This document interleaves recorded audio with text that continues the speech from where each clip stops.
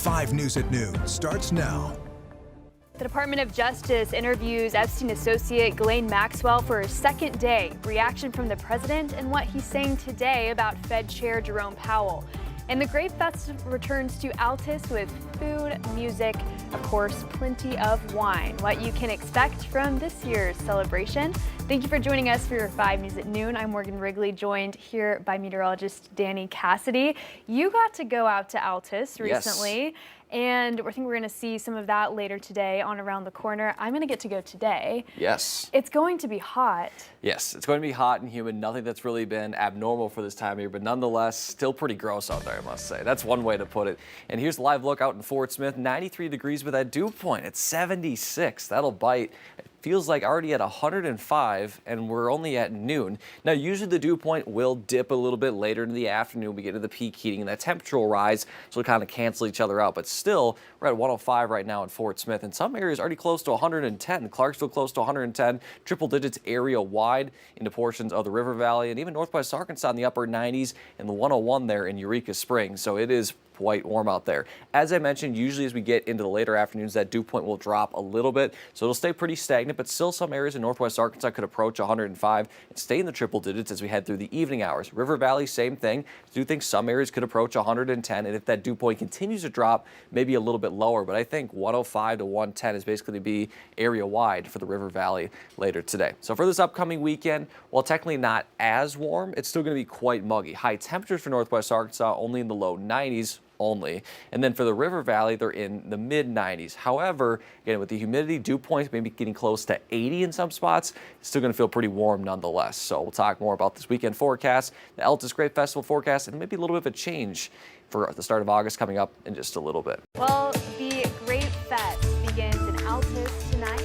Thousands are expected to visit the town for the annual celebration. 5 News reporter Emily Moss was in Altus with more of what we can expect tonight.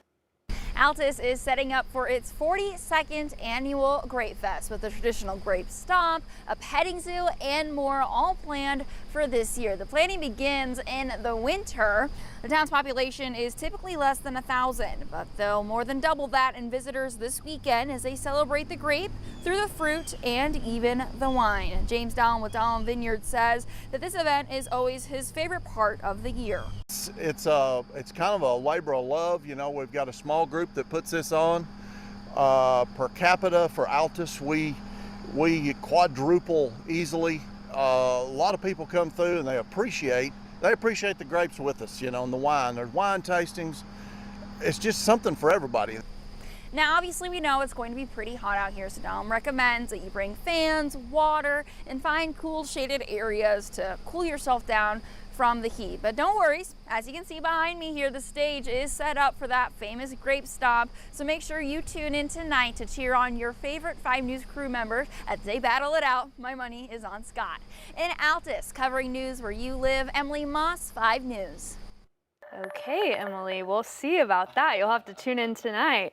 Well, President Trump is headed to Scotland today with questions about the handling of the Jeffrey Epstein files hanging over the administration. Convicted sex trafficker Ghislaine Maxwell meets with the DOJ's second highest ranking official again today. CBS's Natalie Brand has the latest. As President Trump left the White House for Scotland this morning, he did not want to talk about the Jeffrey Epstein files.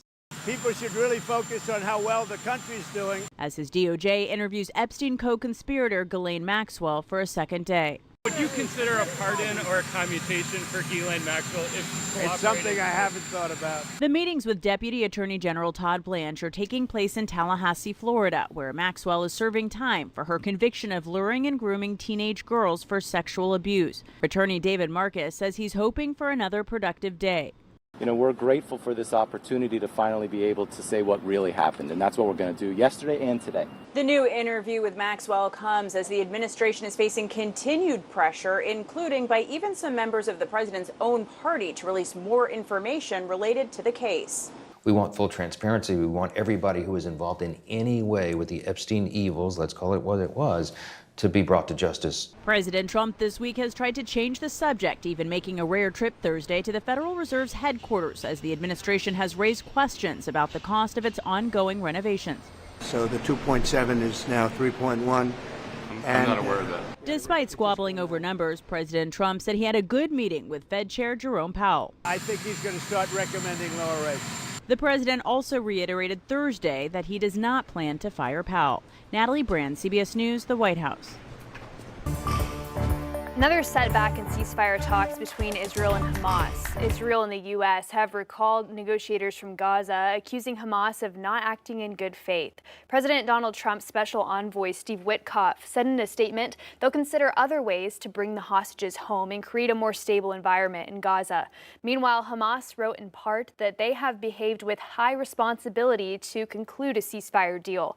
Earlier this week in Washington, survivors and families of those still held hostage by Hamas gathered in front of the U.S. Capitol.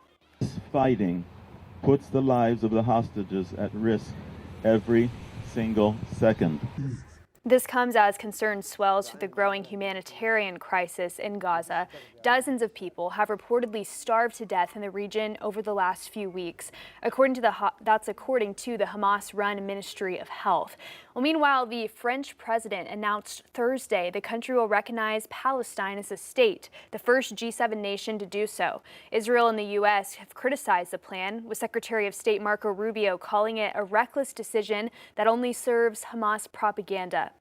Heat is baking much of the country and showing no signs of letting up. More than 100 million Americans are facing extreme conditions, and in New Mexico, a second round of flooding just this month is sweeping homes away. Rob Marciano is tracking it all.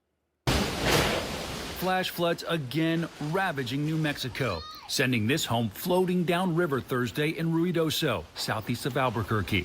Early in the day, U.S. Geological Survey showed the river flowing at a height of just over 2 feet. Then it surged to nearly 13 feet in less than 20 minutes. Ruidoso's mayor saying no one was injured or killed in the flooding. Also on Thursday, heavy rains falling in Chicago Metro, as thunderstorms cut through a second straight day of temperatures that felt like 100+ degrees. That heat spreading towards the northeast, including New York.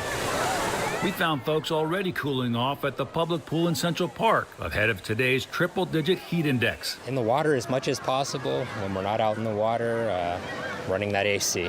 I know several ways how to swim. I know frog, I know doggy paddle, I know freestyle. It's really nice seeing the kids in the pool. It's nice seeing all these kids. Well, the core of that extreme heat will be in the northeast today, so pools like this one will be in high demand before a cool front comes through tonight. But where it's not going to cool down into next week is the Mid-South and the Southeast. Rob Marciano, CBS News, Yonkers, New York. A reminder for you, the United Way of the Fort Smith area is hosting its annual Fill the Bus school supply drive, kicked off today at Walmart's in the River Valley. Shoppers can donate school supplies at the bus parked in front of the super centers. It runs until 7 tonight and from 9 to 1 tomorrow. Well, tax-free weekends are also around the corner for back-to-school shoppers. Arkansas, Oklahoma, and Missouri all have tax-free weekends happening the first weekend of August. Each state allows people to buy things like school and art materials, electronics, and clothing without paying state taxes ahead of the new school year.